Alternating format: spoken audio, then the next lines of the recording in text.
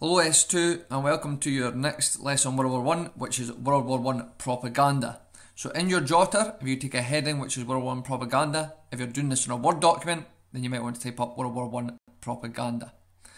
Below the heading is two posters which we'll be looking at today, which are examples of propaganda posters that were used in World War I. The first one on the left hand side there, you'll see it says Britain's "Join your country's army, God save the king," and that is the famous Lord Kitchener there pointing towards you, who you're looking at the poster saying that your army needs you. And then you've got the poster on the right hand side there, National Service Women's Land Army. Godspeed the plough and the woman who drives it. So that's appealing to women to go and work on the farms to produce more food. So these are two examples of propaganda posters that would convince people to try and join the army and to convince women to try and work on the fields in farms during World War I. So we'll be looking at these two posters today as well. So our aims for today, what we're looking to do, firstly to understand and define the term propaganda. So what does it actually mean? So that's one of the first things that we'll look at today. We're then going to look at different examples of propaganda and what they were used for during World War I. So what is propaganda? Now in your jotter, if you want to note this down here, so what is propaganda? Now propaganda is information, especially of a biased or misleading nature, used to promote a political cause or point of view. So propaganda is information that's used to be biased towards something or misleading in some way as well, usually to promote a political cause or point of view. So in this case, when we're looking at World War I, a lot of the propaganda posters are used to try and get men to join the army, to try and get women to go out and work, to try and get men to feel guilty about not joining the army, and to convince people in Britain that Germany is the enemy. Now we've got here on the right hand side, can you think of anyone who might use propaganda today? Now in your jotters you're being asked to write down a list of people you think might use propaganda and explain why each person might use propaganda. So think about people that might use propaganda. So to give you an example, you might think, for example, Donald Trump, who has just recently been the president of the USA. Why might he use propaganda? So he might use propaganda to convince people that he was a good president or to try and get back into power someday. So that's just one example that you could think about there. So you might want to pause the video at this point to complete this task here. Now what is propaganda? Propaganda is biased information. Now it's created to shape public opinion and behaviour. It simplifies complex issues or ideas, and it uses symbols, it uses images, it uses words, it can use music as well. And it looks to play on people's emotions. Now it advertises a cause, it can advertise an organisation, it can advertise a movement and its opponents as well. And it directs human action towards a given goal. Now, some people would argue propaganda is true or partially true, or it can be blatantly false information, propaganda as well. Now, propaganda in World War I. Propaganda was used in World War I to a huge extent. Now, in particular, it's propaganda posters that were used in particular. Now, these posters were designed ultimately, the first main aim, to recruit men into the army, to get men to join the army. Because Britain was about to fight in a war, it needed more men to fight. The other main aim of propaganda posters at this time was to recruit women to work in factories and in the Women's Land Army in particular. Because so many men were away fighting in the war, they needed women to be able to work in the factories and on the land to produce more food. Propaganda posters were also used to encourage people to save food and not to waste it, because obviously, which we'll find out about as well, food is scarce at this time in Britain. Soldiers need fed when they're away fighting in France and Belgium against the Germans. People at home need fed as well, but there's not a lot of food coming in. So people need to try and save food. And also propaganda posters are used to try and keep morale high, so to keep people feeling good and to encourage people to support the government at this time. Now, why were propaganda posters actually needed in World War I? Now, when Britain declared war in August 1914, it only had a small professional army called the BEF, which stands for the British Expeditionary Force. Now, Britain desperately needed a lot more men to fight and ultimately to join the army and fight the Germans. Now, most people didn't own radios at this time and TVs hadn't been invented yet, so posters became a very, very easy way for the government to communicate with the people. Now, men were also encouraged to join the army. Now, recruitment posters at this time carefully played on emotions, and most of the time they aimed to make men feel quite cowardly or unmanly if they hadn't joined the army yet. So recruitment posters are used in particular to encourage men to join. Now, what we want to look at, our poster challenge next, is over the next few slides, we're going to look at different examples of recruitment propaganda posters. Now, you'll see this table that I've drawn here. Ultimately, you can draw this table on your jotter, or if you rather just note it down as well, it's up to you. So what we've got here is poster 1 to 10, so we're going to look at 10 posters in total. What you're looking to note down is what you see in the poster and what emotions are being targeted. How's it aiming to make people feel, this poster? Now we're going to go over the first few together, and then from there you need to try and fill in the rest of the table yourself. So the first poster that we have: fall in, answer now in your country's hour of need. So we have a soldier here about to blow the horn saying fall in, answer now in your country's hour of need. What do you see? You see a soldier asking people to fall in. What emotions are being targeted there? How's it aiming to make people feel? Well, ultimately it's about honour, getting men to join the army, and all about serving the duty for your country. So getting men to join the army and be willing to fight. So the first one is done for you, as I said. So what you see, soldier asking people to fall in, that's obviously targeting people's honour and making people realise it's their duty for the country to join. Next one, which we discussed at the start of the lesson: Britons, join your country's army, God save the king. Now this is the famous Lord Kitchener here pointing towards you. Now what you see here, Lord Kitchener pointing. What emotions are being targeted and how is it aiming to make people feel? Well, this is a very direct approach. It's telling us that people are needed. Okay, you are needed to join the army, so you need to join. Poster number 3, if the cap fits you, join the army today. Now again, if we look at this poster here, what we see here is an army cap. Now this is a very, very direct message saying if the cap fits you, join the army. So what you see here is a soldier's hat. What emotions are being targeted here? How is it making people feel? Well, ultimately it's saying that there's no excuse not to join. Okay, this hat should fit everyone, so you need to come and join the army to fight. So that's the first 3 posters done for you here, which we've discussed. You need to then fill in this table yourself, okay, looking at the rest of the posters. We'll discuss each poster on each side as we go, but you're looking to fill in the rest of the table yourself. Poster number 4, enlist today. Now enlist is a fancy word for join. So join today. He's happy and satisfied, are you? So we'll have a soldier here smiling. So maybe thinking about, is the army quite a happy place? He's happy and satisfied, are you?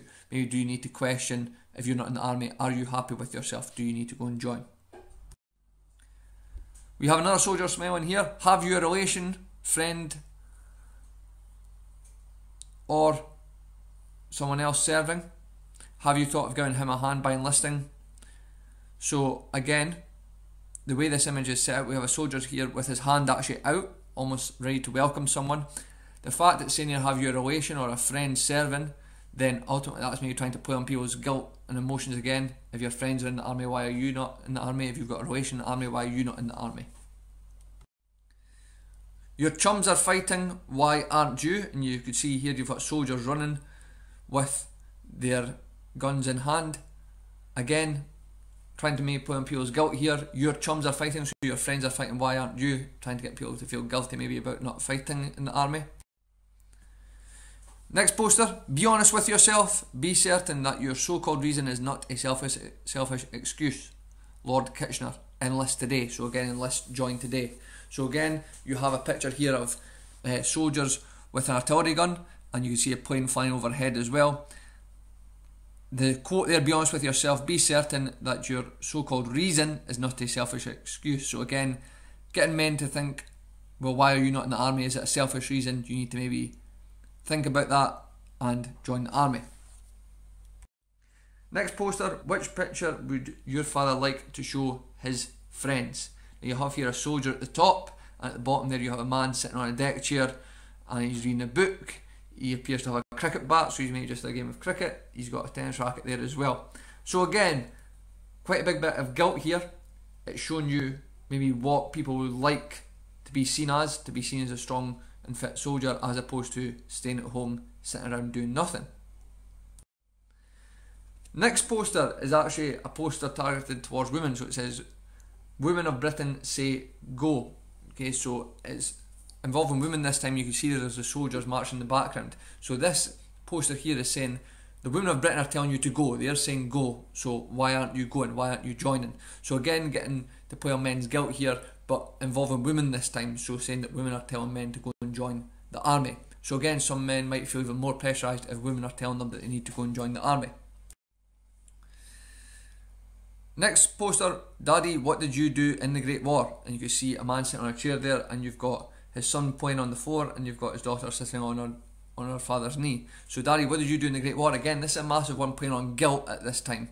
So you have a man sitting there with his children, but he's not actually out there fighting. So again, his children question, what did you actually do in World War One? So trying to encourage men to go out there and fight. Now, women were also used to encourage men to enlist and join the army. Now, women were encouraged to pressurise their husbands, their boyfriends, even their sons and brothers to join up and fight. Now, we'll look at this later on in the course, but men who didn't join, women were actually encouraged to give them white feathers, known as the White Feather Campaign, to almost symbolise that men were too scared to join up. So women were actively encouraged to make sure that men around them joined up to fight. Now, fear was also used to encourage men to enlist. Now, some posters attempted to motivate men to join up through fear of the Germans and what might happen if the Germans take over Britain. This is a great example of propaganda here. So it says, ultimately using atrocities to highlight the fear of the enemy. So you've got here fears that German soldiers kill babies ultimately. Will you fight now or wait for this? So you've got there again the Germans invading and taking over. So fear of the Germans was another reason or another motive that was used to encourage men to join the army. Propaganda was also used to encourage women to contribute to the war effort. So the government needed to recruit women into jobs that were very important for war work due to the amount of men that were away fighting. So women were needed to work in the factories to make weapons, to make ammunition and to make uniforms for the soldiers. You'll see on the right hand side there that's women in World War One working on the land in the Women's Land Army to try and produce more food. And as we've just said there, women were also needed to help farms continue to produce enough food for people in Britain and for the soldiers who were fighting in France.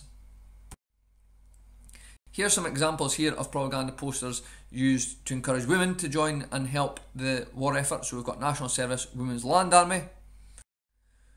For a healthy, happy job, join the Women's Land Army. So again, encouraging women to join and work on the farms. Get behind the girl he left behind him, join the Land Army. These women are doing their bit, learn to make munitions, so work in munitions factories.